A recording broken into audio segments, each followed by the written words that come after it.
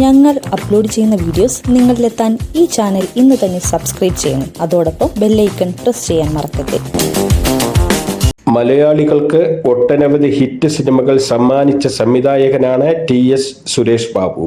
പ്രായിക്കര പാപ്പൻ, Uppukandam brothers, Kottayam Kunjachan തുടങ്ങി ഒത്തിരി ഹിറ്റുകൾ സുരേഷ് ബാബു ഒരുക്കിയിട്ടുണ്ട്.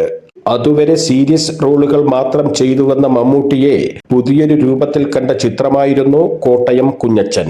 ചിത്രം വലിയ വിജയമായതിന് പിന്നാലെ കോട്ടയം കുഞ്ഞച്ചന്റെ രണ്ടാം ഭാഗത്തെക്കുറിച്ചും ചർച്ചകൾ ഉണ്ടായിരുന്നു. എന്നാൽ കിഴക്കൻ പത്രോസ് എന്ന സിനിമയുമായി നല്ല സാമ്യമുള്ള കഥയായിരുന്നു കോട്ടയം കുഞ്ഞച്ചന്റെ രണ്ടാം ഭാഗത്തിന് വേണ്ടി ആലോചിച്ചതെന്നും അതുകൊണ്ടാണ് സിനിമ നടക്കാതെ പോയതെന്നും സുരേഷ് ബാബു പറയുന്നു.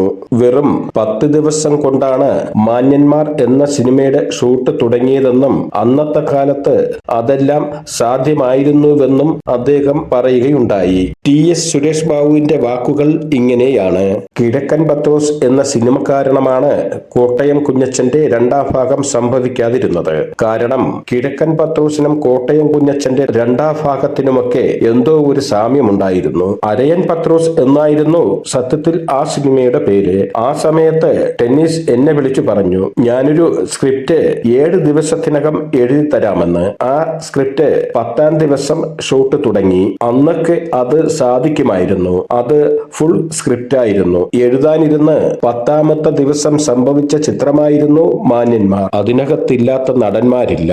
മുകേഷ്, ശ്രീനിവാസൻ, ജഗദീഷ്, അമ്പിളിച്ചേട്ടൻ, ഒരുമാതിരിപ്പെട്ട മലയാളത്തിലെ സകല കോമഡി താരങ്ങളും ആ സിനിമയിൽ ഉണ്ടായിരുന്നു. അതുപോലെ എല്ലാ വില്ലന്മാരും അതിൽ ഉൾപ്പെട്ടിരുന്നു. TS സുരേഷ് ബാബു പറഞ്ഞു. ഞങ്ങൾ അപ്ലോഡ് ചെയ്യുന്ന വീഡിയോസ് നിങ്ങളിലെത്താൻ ഈ ചാനൽ ഇന്ന് തന്നെ സബ്സ്ക്രൈബ് ചെയ്യണം. അതോടൊപ്പം ബെല്ലൈക്കൺ പ്രസ് ചെയ്യാൻ മറക്കരുത്.